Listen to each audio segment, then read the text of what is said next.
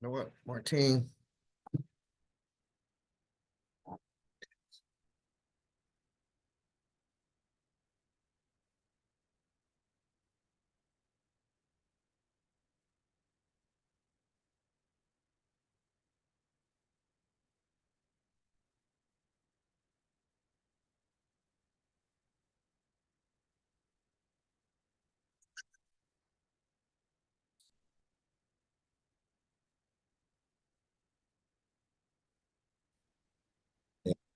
So I'll have this. Hello, anyone? Let me see if there. So as more people come on, we're gonna add them on, but I want to get started because I value everybody's time. So we'll do a quick introduction. Since we only have a few people here right now, we can start off. Randall, you want to tell people who you are, what you're doing, why you came on here? Yeah, I'm just really interested in what everybody's thoughts is on things coming up, the elections coming up. I'm running the Team Kennedy Nevada deal here. So just wanted to sit here and listen and find out what everybody has on their minds. Okay. Uh, Mark, you want to tell everybody? You want to just say a little bit of who you are and Sure. I'm actually trying to save something real quick to present you all. So again, greetings to all of you. Well, the two of you at this point that I don't know. And I'm Martin Walker. I have several hats that I wear. One is the Community Advocacy Committee co-chairman for the 100 Black Men of Las Vegas.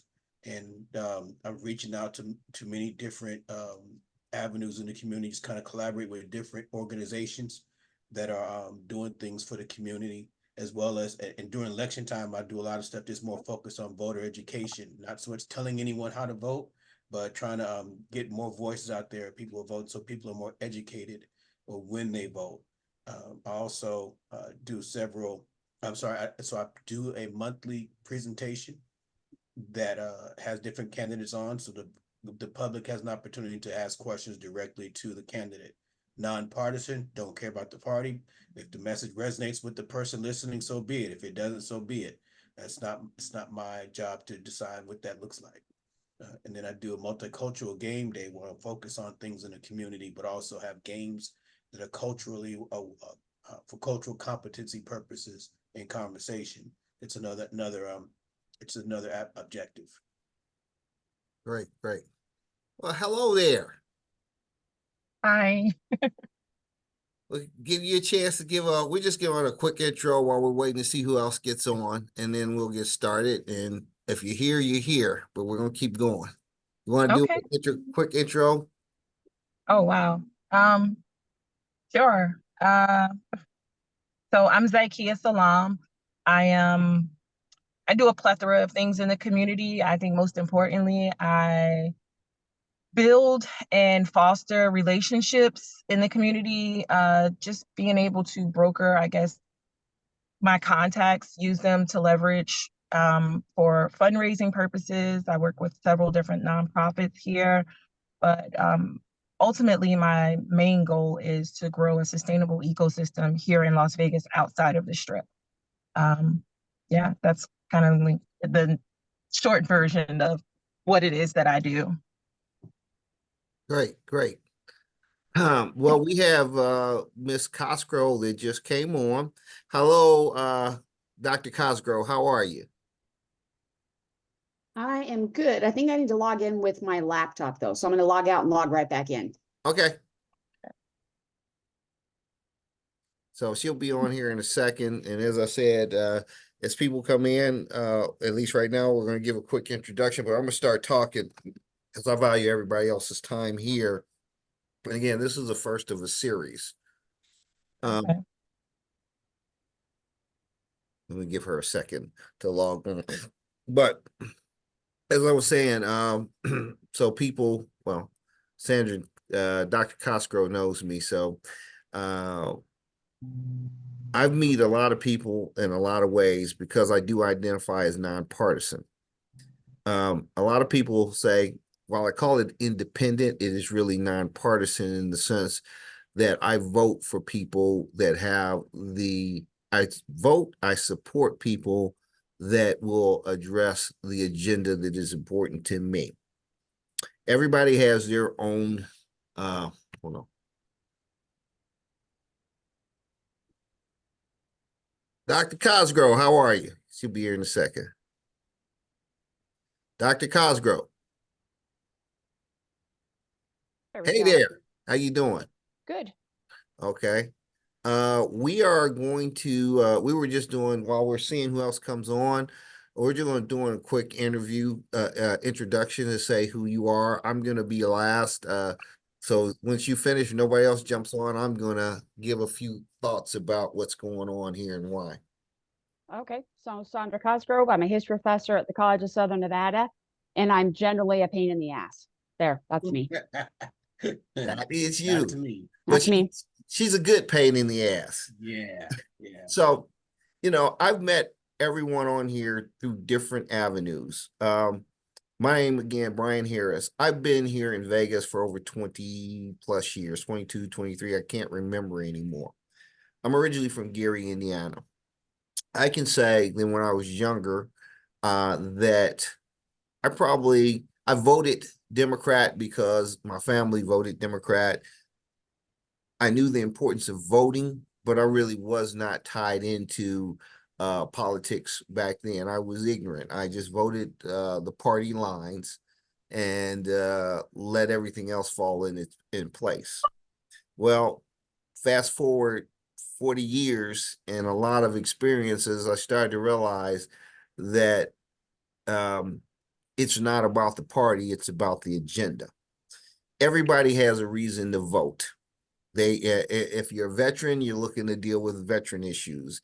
If you're a woman, you may be focusing on women issues. If you're disabled, it's going to be disabled. If you're Black, you're going to deal with issues that are prevalently issues in the Black community. I created the Independent Black Voters, and as you look right, it's very diverse. We are not just for Black people. We're for anyone who wants to talk about the issues prevalent in the Black community.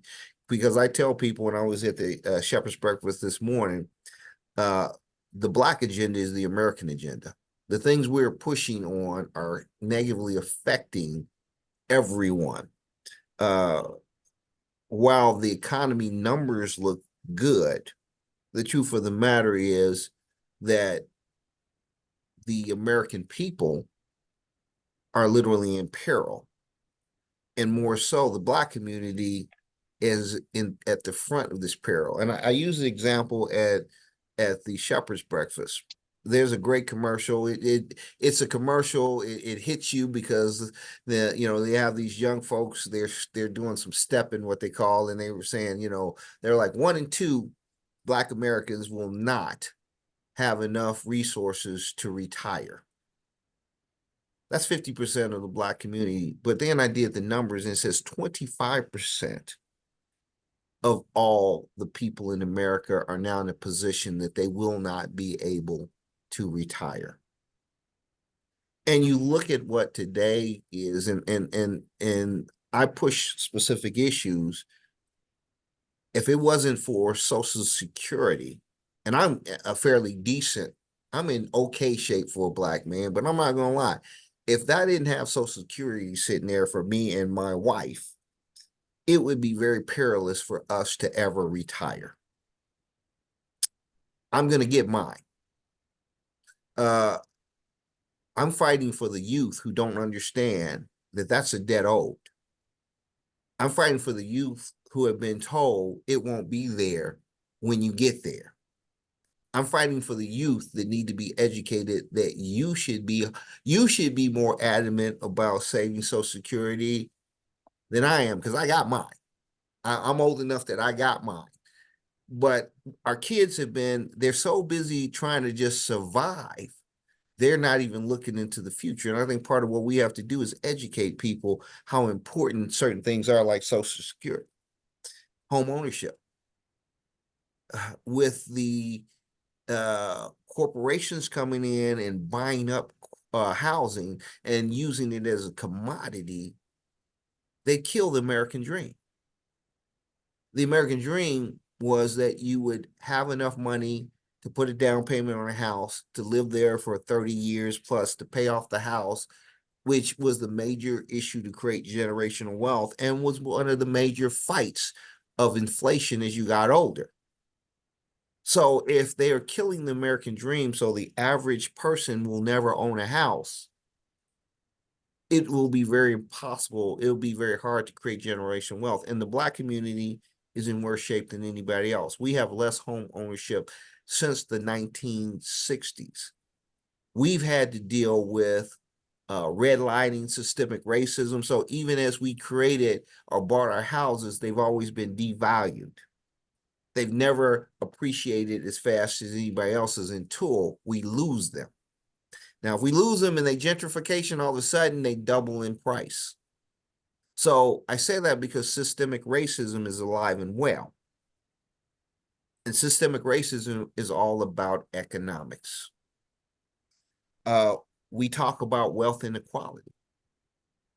I just read an article where the head guy, the CEO or whatever of what's that major, Blackstone, got compensation of like, I think it was $85 million or billion or something, but an ungodly amount of money. One man gets that in investments while they complain about the average person having enough money to be able to live with dignity.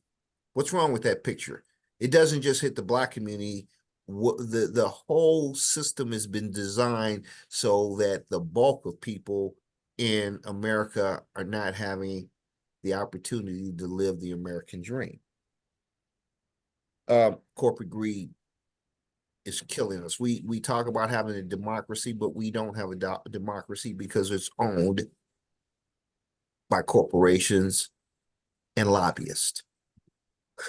There used to be a statement that you could grow up to be the president of the United States. That's a lie now. Unless you are supported by a corporation or a billionaire, then there's no chance, there's not a snowball's chance in hell of you ever being the president of the United States, let alone on the school board anymore. We've lost our democracy.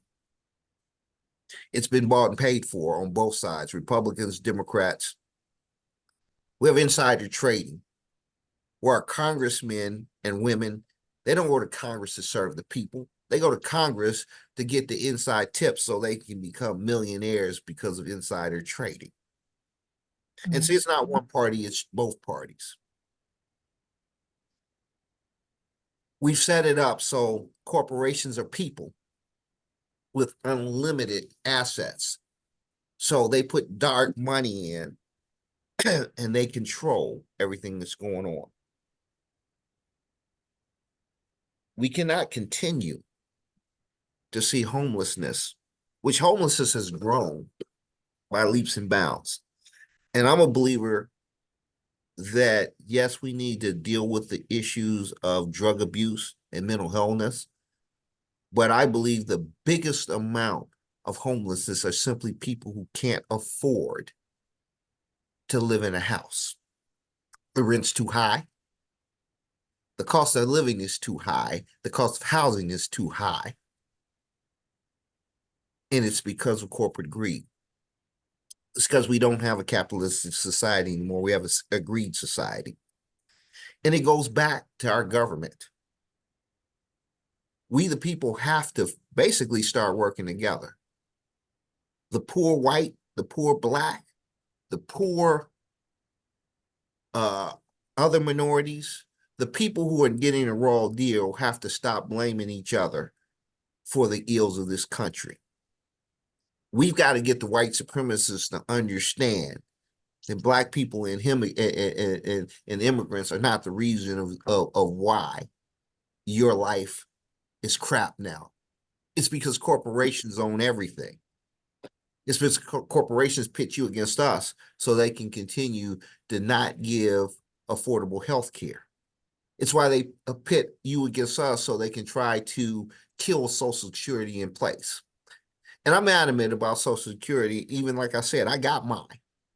But when they push Social Security to 70 years old, they've effectively killed it in place.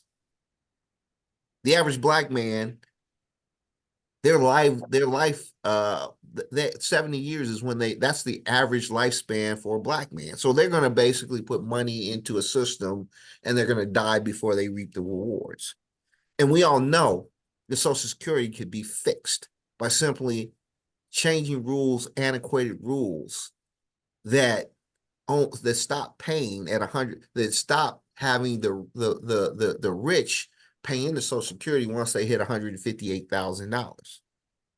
They should pay in for 12 months, regardless of the salaries that they make.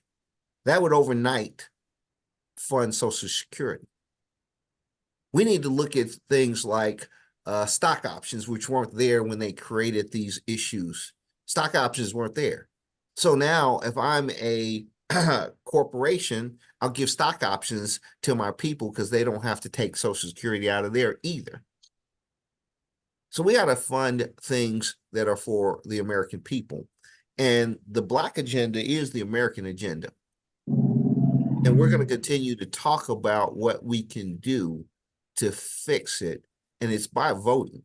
It's about supporting things like open primaries and ranked choice voting.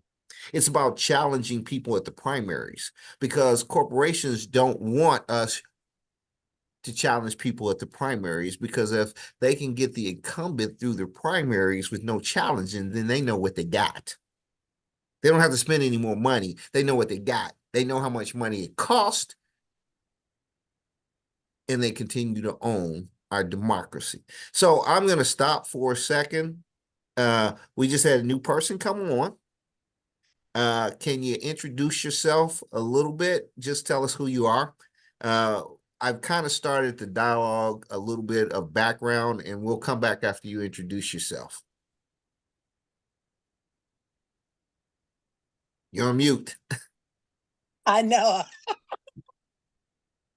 My name is Monica Brinson. I'm a Republican presidential candidate, and I just wanted to stop in and introduce myself and see what's going on here. I'm here to disrupt the corrupt, and I'm a candidate who's here to empower Black people. There's been no candidate on the left or the right fighting for Black people, and I am a Black voice that will not be shut down. Well, You great. want to learn more about, so if you want to learn more about me, monicabrinson.com or monicabrinson.vote. So I wanted to, I'm in New Jersey. So what is it? Where are you? It's 5 o'clock where you are, right? Yes, we're in Las Vegas. So yeah, I wanted to make sure that I just stopped on here. Okay. Because I like what you're doing and I'm listening to what you're saying. And it's absolutely all about, I'm here for America, but it's all about a Black agenda from where I'm sitting. Okay. Well, welcome, first of all, and thank you for joining Thank you. the Independent Black Voters on Facebook. As Thank I said, we need more people who are open-minded in the Republican Party, just as we need them in the Democratic Party, just as we need them in the non-partners. So we're not here to judge what you're doing. As a matter of fact, to commend you for what you're doing. For those of you who don't know, I as I was saying before, I support open primaries and ranked choice voting. As a matter of fact, so much so that I identify as independent, but in the primary, the last primary 2 years ago, I voted as a Republican, but I voted against a lot of the stuff that's going in. I voted almost all of my people I voted for lost, but I voted in that party. And this year I'm going to vote in the Democratic Party, and I shouldn't have to do that. I should be able to pick the best candidate regardless of their affiliation. And I say that because I'm going to be pushing in Nevada. We have the Yes on 3. That is, if it passes the second term, it will allow for open primaries and ranked choice voting. Now, I'm going to tell you, Randall, I know your support is for Kennedy, and I commend you there. I wish there was ranked choice voting right now, not just in Nevada, but across the board, because we do need to have nonpartisans. We do need to have other groups. Our biggest fear that the average person is that if we vote for that third party,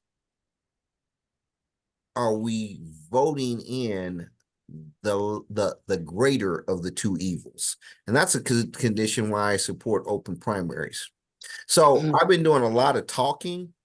I'm going to shut up now because this is not for the Brian Harris show. It's actually for us to get to know each other and start a movement that'll hopefully grow bigger and bigger. So I'm going to shut up and let whoever wants to talk next to talk while I mute myself out. You know, I'll chime in here. So yeah, I just because you were the one speaking, my comment's not directed at you, but I'm gonna respond to you, but also for the good of the group. You and I share a lot of the same beliefs, and it's when we look at we vote our own conscience is what we think is in the best interest of our community. And regardless of where the party line is, I'm nonpartisan, as you know, but for the good of the group, I'm nonpartisan as well. I don't particularly care for either party. I see pros and cons in both.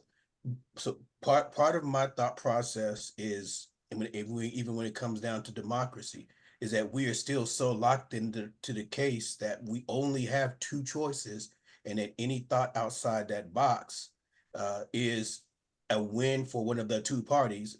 And they're really only the two major parties because they're the two with the most money. The two with the most money don't necessarily mean they're the ones with the best message.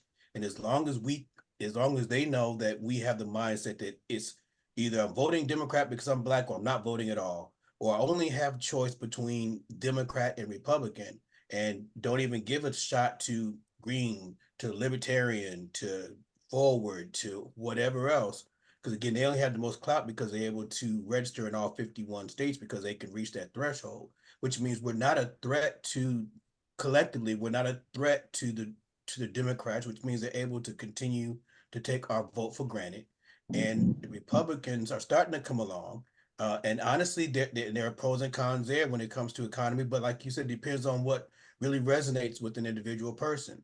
If you talk about what people classify as hypothetically as, let's say, women's reproductive rights, they're going to focus more on the Democrat Party because that's what resonates with them. If they're focused on illegal immigration and they can pull their mind out of the fact that there is a difference between legal and illegal immigration, then they might focus more on the Republican Party. But we're not a monolithic group, and we need to stop acting, not we on this group, this call, because I don't know anyone else other than Dr. Cosgrove. We got to stop looking at it as a monolithic group, because there are different people with different things that resonate with them, just like you mentioned earlier, Brian. We gotta have more people who understand also the curriculum I developed is called Voting is Not Enough.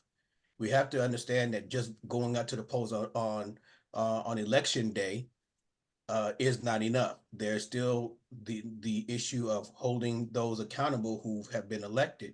If it's someone you voted for, then how do you support them? If in whether you voted for the person or not, how do you hold them accountable? And we also have to understand that we can't just look at just the presidential election. The city council members, the commissioners, the judges. I sat in eviction court yesterday, all day before yesterday, I think it was, whatever it was, and watched it. We have to understand who we're voting for when it comes to judges, but we got to quit looking at the divisive things that those with the most money and the corporations use to keep us pitted against each other, and while we're not paying attention to what they're doing.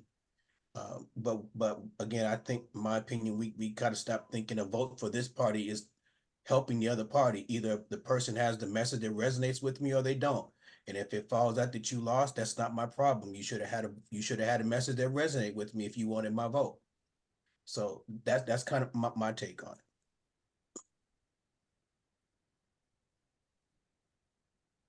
Right. Who's next? Anybody? Comments, thoughts?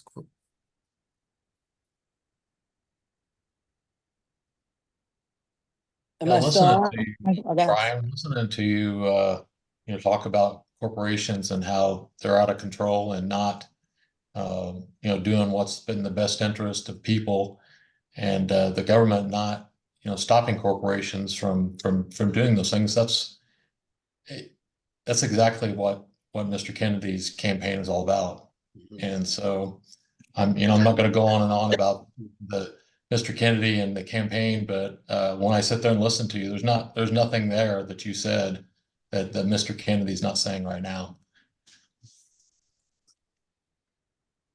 He recognizes that as the core problem. So I have a question, Mr. Randall, with you just mentioning Mr. Kennedy's campaign and what his focus is. I guess what is his initiatives to accomplish that? Like, how is he planning on rectifying that? Well, he's recognized over his 40-year work as a lawyer, where he sued all the corporations that whenever he sees that they're doing harm and the government's not actually doing anything about it, and then he sued the government when they refuse to enforce the laws against the corporations. So he says that his first day is to go over to the National Institute of Health and tell them to start doing the research that's needed to make sure that everything that all the drugs and everything that are coming out are safe. The core of his his advocacy has mostly been environmental. He could cleaning up the air and cleaning up water. So he's just going to use the administration in order to do what's right for people and get corporations to get the corporate control out of there. Okay. So I guess my next response to that is what I heard you say was research needs to be done. I feel like we're at a point where, like you just said, we already know what the problem is. Do we absolutely need to do more research? I feel like that's a waste of time. It's not actually reversing the problem or rectifying. Well, his major beef with National Institute of Health is this escalated list of vaccines that we're administering to children, and and not everything. There's two things. One is that we've reached this certain level of chronic illness that's inexplicable, and then we have children reacting to vaccines in different ways, and the government is we're asking the government to do that do the research and see if there's some kind of correlation, but they're not doing that. The corporations are pushing back because it cuts into their bottom line. So we just wanted the research. What I mean by research is actual scientific research to understand the correlation between the vaccines and the long-term effects that they have. That they all that testing that's not been done. Okay. I'm sorry. I don't recall the young lady's name that came on last from New Jersey. My What's your name is Monica. Can you hear me? Yes. Hi, Ms. My name is Monica. how are you? My name is Monica Brinson, and I am I'm very new to this whole election. I'm not new to BS, and I'm not new to the corruption on both sides of the aisle. None of that is new, and I'm certainly not new to being Black. But I'm new to this campaign right now because I was recovering from sarcoma cancer. So I'm getting my name out. The Kennedy campaign knows exactly who I am. And what my message is really Black people. I mean, aside from representing all of America, Black people have been forgotten on the left and the right? So I was a Democrat for a while. I'm the first African-American female to run for governor in the history of America. So I ran for governor, and then Stacey Where'd you run Abrams for? got the I'm sorry. I'm in sorry. Where'd you governor run for in governor? New Jersey, in New Jersey. Okay. I'm from So New Jersey, and I'm just asking because I've never. no, that's all right. I'm what part of New Jersey? I'm from Hackensack. Okay, I'm from Newark, New Jersey. All right. So I teach in Newark. So I am a substitute teacher in Newark, and I don't know how long you've been in Newark or just in general here. This is where I'm starting. I have family in Newark. And the bottom line is that even when I'm skipping ahead just to get to this point, even as a Republican, and even though I've written like plenty of strategy here to rebuild the party and what have you, Republicans have forgotten Black people. Democrats have forgotten Black people. So I have a meeting coming up even pretty soon in Irvington with one of the mayors, and I'm going to be talking to several mayors, and I'm sure the Kennedys are now listening to try to get some ideas. And you should be getting some ideas because you should really be in Black areas talking to Black people. But the question now is, why are the areas still dangerous and dirty? The people, Black people don't want this. They want better education. They want quality education. We want equity. We need the police to stop chasing Black people. There's just a lot that we can do that I'm planning on doing just to get people excited before I even get to the White House. But my campaign is really just about Black people coming together for better. Once President Trump, who should be going to jail, once President Biden, who should be in a nursing home, when they're out of office, when I win this election, the whole point is to make a difference collectively. As Mr. Harris said, way before the presidential election, we need to be focusing on the mayor vote. We need to be focusing on the city council. To the gentleman who talked about accountability, if you look up my website, I launched a recall for Governor Murphy. Was it successful? No, because there were so many people on my Republican side of the aisle who just put their hands in it, and so the recall wasn't successful. But I do think you're absolutely right. It's about holding people, making people accountable. I'm asking, I'm trying to get 1,000 signatures right now in New Jersey just to get my name out there, right, for the primary. So I'm starting in Newark. There's so many people who want to sign my petition, but they're registered Democrats. So what I'm asking is, if you really want to sign the petition, make the left and the right, who are both corrupt, work for us. Like, if you want to sign my petition and vote for me in the primary, change to independent. Make people work for you. Both sides are, what they're doing right now and what they're not doing is completely unacceptable. So your initiatives, like your main focus, what are you running off of? Like, what is your campaign? All right. So my main issues, number one, is the corruption just going on both sides of the aisle. So I feel like within government in general, right, we need to have forensic audits to just see what's going on. Where's our money going? That's one issue. No, my second issue, or it's right up there with the first issue, is absolutely the border crisis. I'm having a serious problem with what's going on, not only just at the border, but what's happening from the border into areas like Chicago, in New York, the crime, the money that's being taken away from minorities who've been begging for better. Right? I want a quality education in the hood. Okay. I mean, there's so much more, but those are a few things that are really, really important to me. Okay, great. I'm gonna break in for a second. Go ahead. Like I said, we have Mac DeWitt who just came on. We just met recently. I'm going to give a really quick introduction. Then I want to go kind of talk a little bit more about the independent voters, where we're going this year, what we are trying to accomplish, not just in Nevada, but across the country. You want to give a really quick intro, Mac?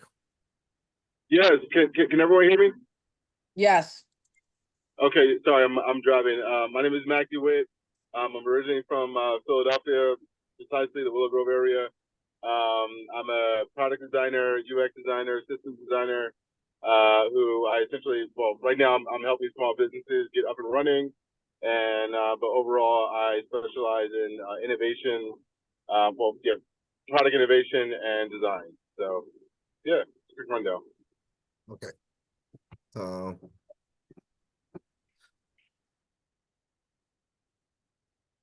Thank you. So again, this is the first of a series. We're going to be doing a series of calls, and hopefully this number will go from 6 to 12, from 12 to 24, and just replicate more and more, not just here in Nevada, but across the country. We have roughly 2,500 people in this group. We have various people who are diehard Republicans, diehard Democrats, who are nonpartisan. The strategy is we try to let people speak, be respectful. We try to make sure that they don't push false narratives. But I tell people, if you are going to give opinion in the independent Black voter, be willing to back it up, because people will challenge you on your comments. And I have no problem about that. Like I tell people, I am one of the administrators. I try to keep up with everybody. I don't always keep up. I try to post it as long as it doesn't make sense, as long as it's not fake, as long as it's not like racial, as long as it is pertinent to trying to take back our government for people as a whole. Those of you who are in Vegas, mark your calendars for March 17th from 2 to 6 p.m. We're going to have our first primary endorsement party. My goal is to have between 60 to 80 people, from young people to old people to middle in between, to Republicans, to Democrats, to nonpartisans, anybody who wants to come and talk about our agenda. And I will stress, this is about our agenda, and I kind of went through that earlier. It is really about economics. It is about trying to create a level playing field that gives not just Black people, but all people the opportunity to live the American dream. We've been held out. We are the only group that was brought here to serve another economy. For 200 years, we were enslaved. For another 200 years, we were basically held down. And while we weren't enslaved, they put in rules and regulations that made sure we'd be at the bottom of the barrel. We fought for civil rights, then not just for Black people, for everyone.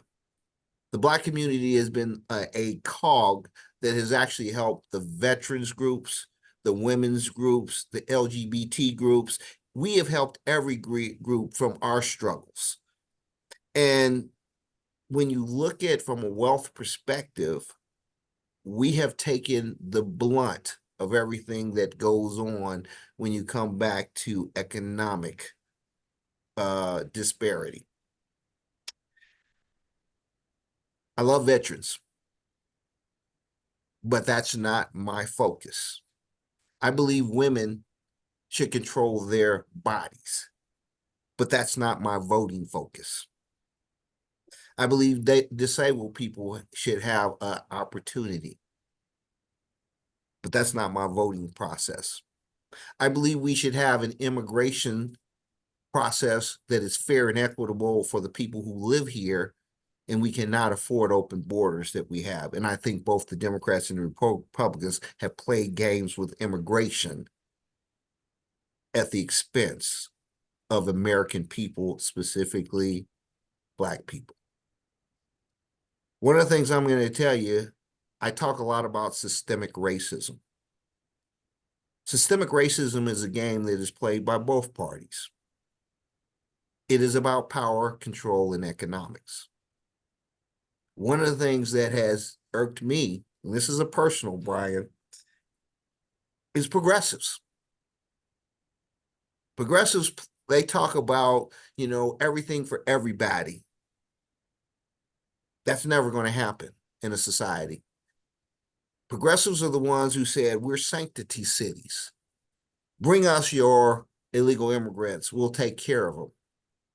When they brought them over, when the Republican Party basically called their bluff and they shifted them to places like Chicago and New York, they didn't put them on non-Black areas. They put them in economically depressed areas that are already fighting for survival, and turned around and have given them the same what I'm gonna say, the support that Black Americans should have received through reparations or whatever in the past. But you see, that's systemic racism when a group that is a progressive group has no problem saying we're for everybody, but you, Black America, you take the blunt of our decisions. I say that because I've never seen Black people in Chicago and New York as unhappy, as mad, because they're like, we've been fighting for reparations. We were born in this country, and now illegal aliens, illegal immigrants are now allowed free places to stay, credit cards to buy stuff. It is wrong to push other groups ahead of us for political purposes. Now, see, there's a lot of Democrats who would hate to have me say that, but that's the truth and the fact. The Black community has to start talking about the Black community. We need to be calling people out on that and saying, this is what we want. We need to be talking. And I tell people the Black community should be fighting harder for Social Security than every other group. We must be training our youth how important it is to have Social Security. Right. We need to teach the white supremacists what happens if the far right takes away their Social Security, because it will not just affect us, it will affect them also. And I say this because a lot of people don't like to hear this, but the Black community has always led the fight. We've taken the biggest casualties. Dr. Martin Luther King was against the war in Vietnam when it wasn't popular. Dr. Malcolm X talked about economic equality when it wasn't popular. Many of the immigrants, many of the minorities who have come into this country have seen economic prosperity because of our community. So I am unabashedly call this the independent Black voters, because my basic issue is to talk about the issues that disproportionately affect the Black community. And if we fix those issues in the Black community, everybody's community will rise with the tide. And I say that because that is why, Randall, people like you are on this call. This is why people like Sandra is on this call. This is why this is not for Black people only, the independent Black voter.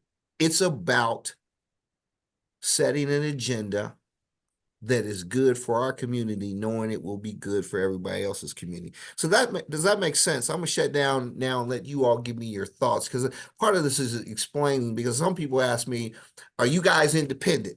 You don't act that way. We have an agenda. And if people are willing to talk about our agenda, then we'll talk to them.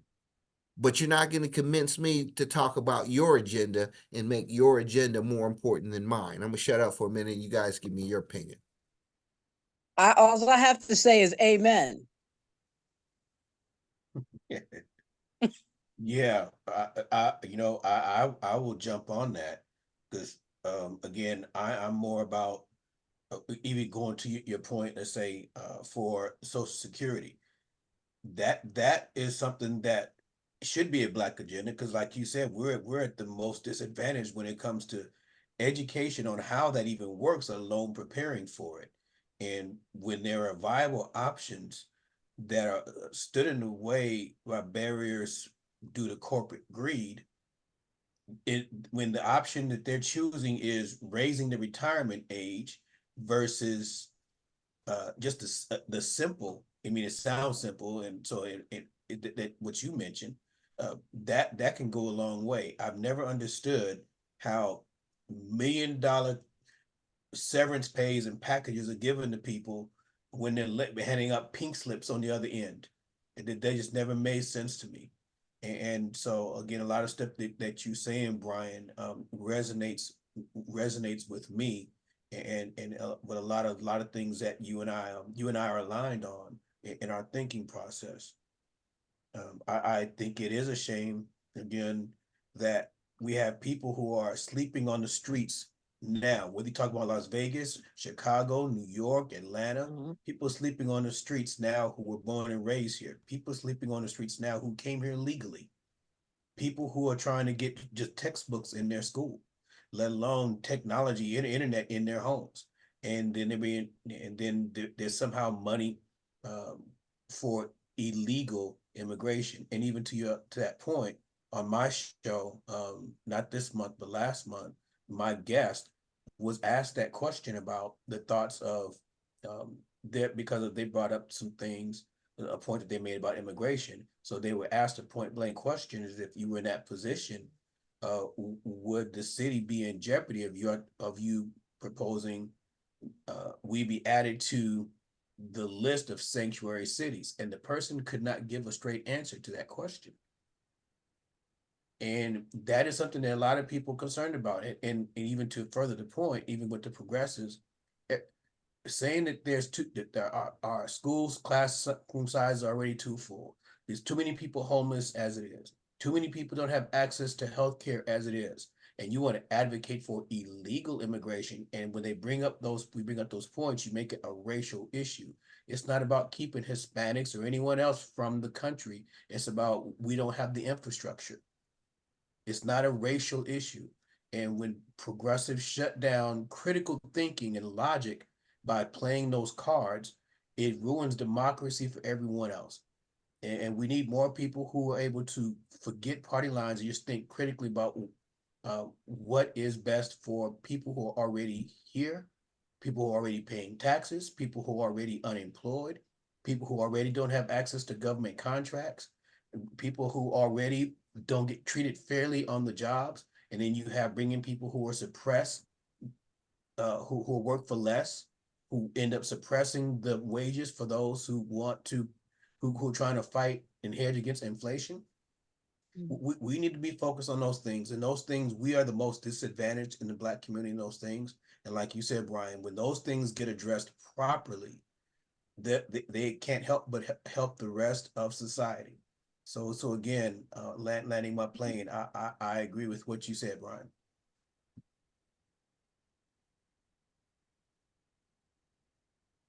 Anybody else want to comment before, I do? We're going to end this probably in another Yeah. 10 minutes because I respect everybody's time, but we're going to have these on a regular basis and hopefully this group will grow and we will come up with solutions and ideas and such. I want to thank everybody for having me here tonight. And one more key point that is really important to me is in the Black community specifically, breaking the cycle of Black men being disproportionately targeted and incarcerated in the hood. So those issues are Yeah. really important. But I just want to say thank you for having me. I'm humbled to be here tonight. Yeah, so I'm no real political person at all. I'm more just a tech guy. I solve problems, etc. One thing I kind of wonder with all this is how do we get to the solution? Like we know, the system. I'm calling it the system as a whole. I'm obviously I guess overly paraphrasing here, but the system as a whole is unjust, unfair to Black people as a whole. If their trend has, in my opinion, they have never been really been in favor of Black people at any point in time. So I wonder, why do we not focus on building an economic base versus expecting the system to service, I guess, fairly when it has never served us at any point in time? That part. Yeah, I agree. I agree with what he just said. Mhm. I agree with what he just said. Yep.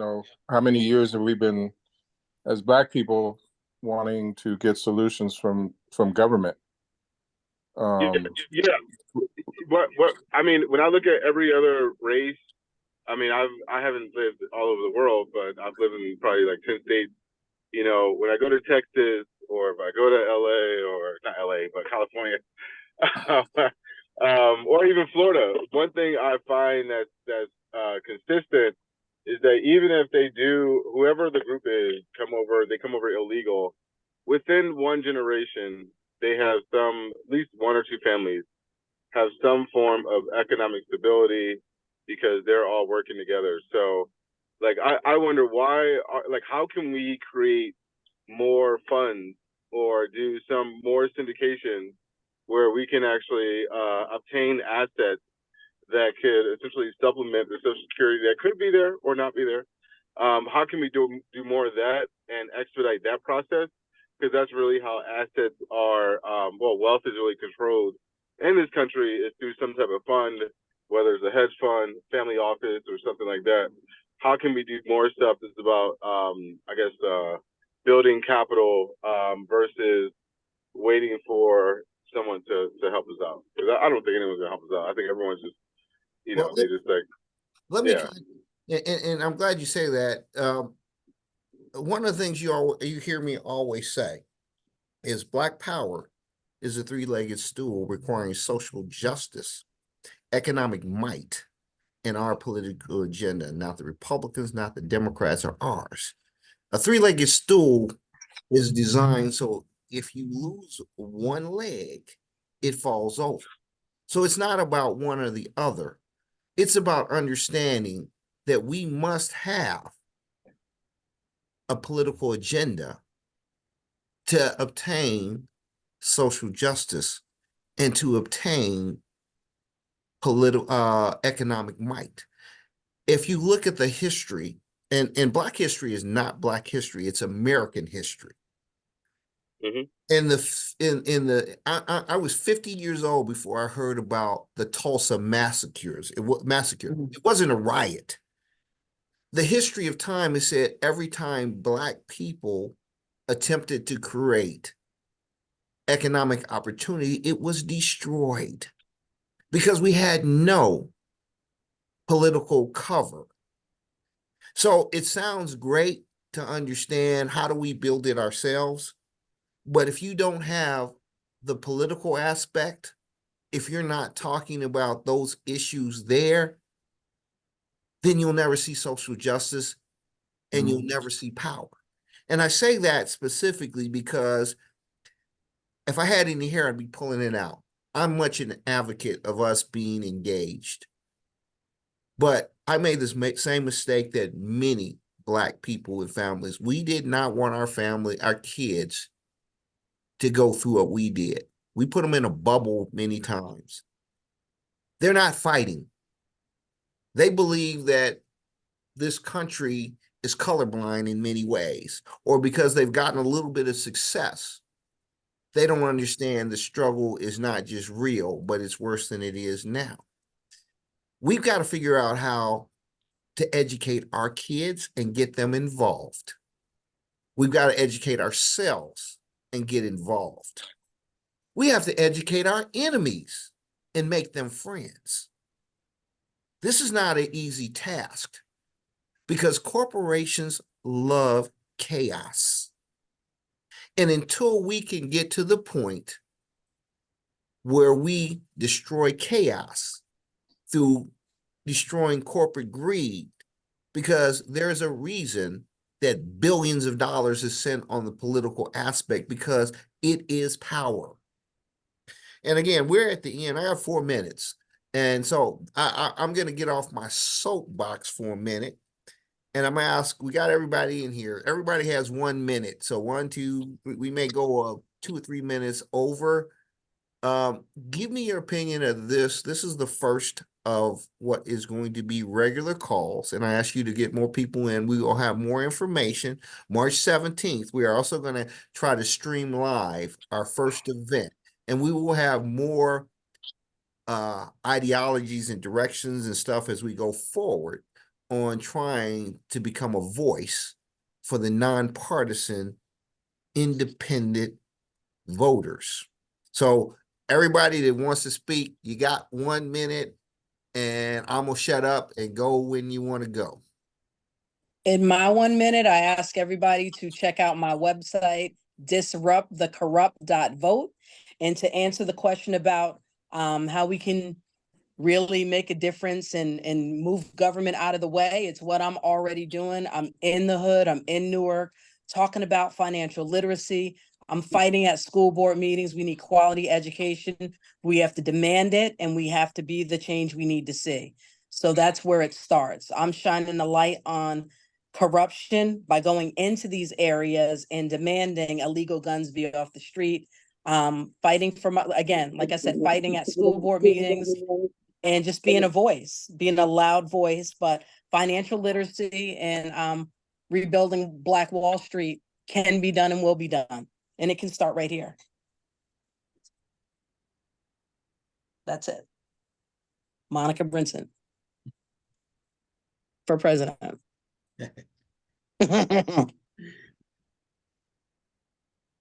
All right, I guess I'll take my minute. So first I'll do a little plug. I dropped the flyer for my next presentation in the chat. That chat's open to any and everyone to join the conversation.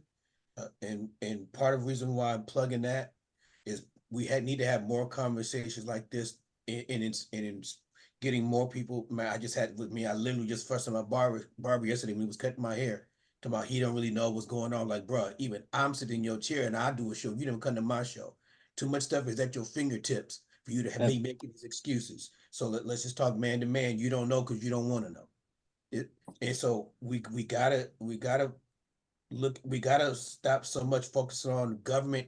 We rely on government, but government is not the end all be all like other people mentioned. And it's our government clout is only as good as us showing up at the polls and then holding people accountable after we voted for them.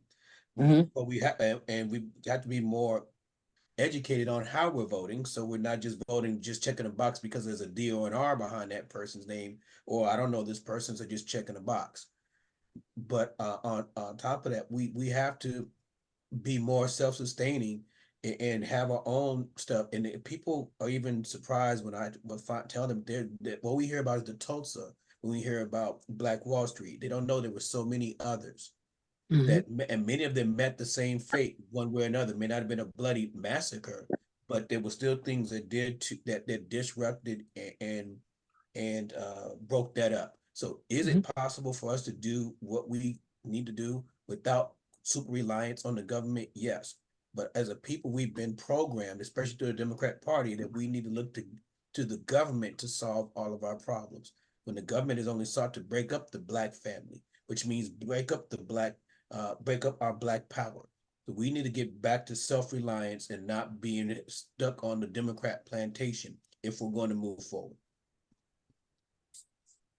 Amen, sir. Hi, my name is Stephen Munford. I've been in Las Vegas I first came to Vegas in the late 60s with my father. I've been part of the political scene here in Las Vegas for a long time. My father was a former assemblyman here in Nevada. I'm in real estate. I'm in commercial real estate. I work for one of the largest developers who's developing in the North Las Vegas. We're doing about $1 billion worth of development. And I agree, because in the Nevada State Legislature, we have all kinds of Black elected officials in the Nevada Legislature, but nothing changes. And this has been a pattern that has been going on for quite some time. And we need to, my opinion is with yours, we need to practice economic separation in our own power within our own communities. I've worked with, in commercial real estate, most of my clients and the people I work with are not Black. The company I work for is a white-owned company worth $1 billion. I worked with another lady from Korea. I was having a meeting with her one time and she wanted to buy apartment complexes. She told me by the end of the week with one phone call, she could have $20 million into the United States. I worked with another man from East India, same thing. We as Black people and myself, I could not pick up the phone and call somebody in Africa and say, hey, I got this awesome development that we're going to do in the Black community. To me, that's one of the first things we got to do. Malcolm X talked about over 50 years ago that we have no illegitimate ties with our people in Africa. I just saw a video just in the country of Nigeria. There are 3 billionaires who are the richest men, African-American men in the world, but we have no ties to them. And so until we, you know, even the Latino population that come into our country, you know, that you know, you go to East Las Vegas, you know, that part of Las Vegas is like Little Mexico. And you have literally big trillions of dollars that flows in between Mexico and the United States. But there's not trillions of dollars flowing from Africa into the United States to us. And I talk to Africans all the time, and they said they would love to be in business with us. And some of the, and so we have to, I think our focus, it can't be, if we get this guy elected, it's going to change for us, because we've got that guy and that gal elected so many times, and it has never changed for us. But if you look at other ethnic groups and how they, you can go to Chinatown right now. They got 3 banks in Chinatown, and when they go, I've had Korean businessmen fly in. We were like way on the other side of town when lunch came about. And they said, oh, they didn't even hesitate. They said, we'll buy lunch. And so I thought we were going to go around the corner, and we went all the way back to Chinatown for lunch. They weren't going to spend their money with anybody else. Mm-hmm. And that's how they roll. And we have to get that in terms of our economic mindset.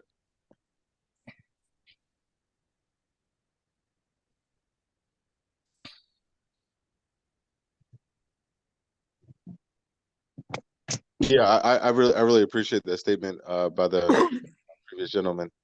I guess on our next meetings, it would be interesting, or I think beneficial, for us to start. And it may not happen in the next meeting. It may need to be some type of side chat that we have, or some type of planning session that we have, where we can kind of figure out, okay, what is the steps for us to kind of to get in that position.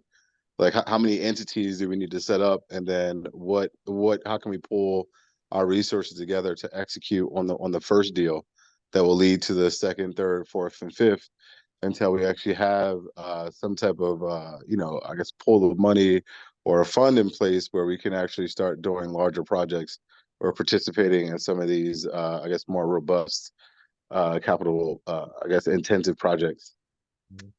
And I want to kind of stop just a little bit, because I don't want to change the direction of this group right now for the independent Black voters. And I said this again, this is about political agendas. Yes, we need to do everything we're saying that, and that needs to be on on more calls. We want to focus this item still staying on the political side of the aspect. Yes, we need the economics. Yes, we need the other investments. But here, this part of the independent Black voters group is to talk on strategies that give us that one leg of the stool that will allow us to create economic prosperity and create social justice. If that makes sense, what I'm trying to say. Well, when you're talking about political power, the president of the United States has no political power. He answers to the big corporations. That's the way politics is. And as we, as Black voters, are people who are involved in politics, when I ran against somebody for the state Senate, he got $350,000. Ended up getting caught stealing from that money and had to leave his seat because he was a crook. And so that just goes to show you, though, when you run the way the political process is set up now today, it is stacked, and you have to have money. They set it up that way. But I will tend to agree to disagree, because if less than 10% of Democrats vote in the primary and less than 10% of Republicans vote in the primaries, if we organize ourselves to vote in the primaries, if we support open primaries, ranked choice voting, we literally can. The bottom line is voter apathy. And I'm going to come back and say voter apathy has been the biggest rise for corporations. They are happy when we don't vote. They are, many of the things that are put in, it's not just to keep Black folks from voting, it's to keep everybody from voting. When you have a system where 94% of incumbents win while they have less than 20%, 20% approval ratings, Mhm. that's because of our voter apathy. That's because we aren't demanding to have more voters in the primary, and we're going out and knocking doors with them. We're going out and getting on calls like this. We're doing what we need to do to take back that power, because again, economic power will always be defeated without political power. And that's why I'm saying that if we come out in the primaries and we vote, even if it was 30% or 40% higher, and it was not just the incumbent on there, it would change the game. If we come out with an agenda and say, no, that's not my agenda. This is my agenda, and I'm gonna vote for the people who can commit that insider trading is going to stop. Who are So, going to commit that that they're going to stop taking all this money. We could win. We can change this thing. but once you win, reason I didn't run for the assembly this year, which I felt I could have won that seat. Reason I didn't run is because once I go up there, I may have an agenda for the people, but all my other constituents don't. So how do you get by that obstacle? Because like, for example, AOC, she ran her own campaign for 2 years, beat a powerful Democratic incumbent who had $10 million in his war chest. She beat him by 30%. But AOC's still strong, but she don't have the power. Because they relegated her. After beating an incumbent by 30%, she should have the power in Washington, D.C. and have a huge voice. But the Democratic Party squashes that voice. Because the bulk are still owned by corporations. If one person does it, it's like this. If one person does it, I can snack that person down. But if 50 people do it or 100 people do it, then you have a voice. Yes, she is out in the wilderness because guess what? Nobody else is activated. Nobody else is doing what she's saying, and she's easy to control. And that's why it's so important to me that the independent Black voters partner with a ton of groups, and we come out and we change the voting structure. We change the agenda. That's why a lot of times I say the Black agenda is the American agenda. And if we all as Americans get together and change the amount of people that come out in the primary who support people who are talking about our issues and not the party's issues, we can make changes. I did promise that we were going to get out of here. So we're going to let, I got to go. Ms. Cosgrove, I don't know if you're still here. I'd love to have your quick 1 minute. Randall, I'd like to have yours. Anybody else who hasn't spoken, I want to keep it to a minute because I really don't want people to be here for a crazy amount of time. So I'm going to mute myself and let you talk. Ms. Cosgrove, and anybody else follow, please, you take a minute. No, I'm just listening, agreeing with a lot that I'm hearing, and it just makes me reconfirm that ballot question 3 needs to pass. If we don't have real structural change that's going to make people like Kennedy viable, or No Labels viable, or anybody that's a third party candidate viable, I don't see how you get out of the grip of the corporations. Yeah, I agree 100%. Yeah. So Brian, you and I met originally 2 years ago, just basically because we were running in the same circles and we agree on a lot of things. And when I was looking for a candidate, I was vetting everybody that I could find on the FEC site, and Mr. Kennedy was actually number 9th on my list. And then once I started listening to everything you had to say, it just seemed like that it fit with a lot of things that we need to build up communities that have been underserved for decades. And I still believe that. So I'll be at every one of your meetings and see how we can move forward together. Miss Guerra, I noticed you came on. If you want to say something, just quickly, you can tell people who you are. You can say something if you want to, but you got a minute.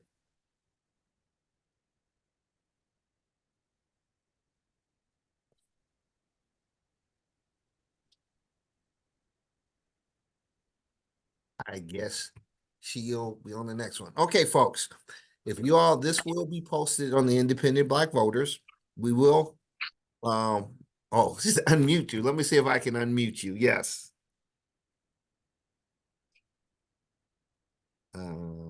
Ask to unmute. You have to do it.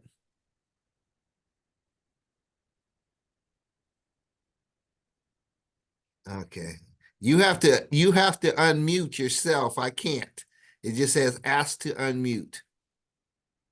Well, as I said, please, the 17th, come on. Please put your opinions up on the Independent Black Voters. And I say this and I stress it. You know, I fight against fascism. I fight against dictators. Yes, I am nonpartisan, but I fight systemic racism. I fight against white supremacy. And if a person supports white supremacy, systemic racism, if they support dictatorships and fascism, it doesn't matter what party you are, I'm going to fight against you. We have to be very strong on that because we are teetering on where Germany was. We are teetering towards fascism. And as a Black man, we know who's going to be first on that list. It won't be the Jewish community, it'll be the Black community. Oh, they'll be not far behind. We must all fight fascism. We must all fight dictatorships. We cannot just stick with a party or a head of a party simply because I'm a Republican or I'm a Democrat. Unfortunately, we're in change, and change means that you don't get the perfect world. It is imperfect.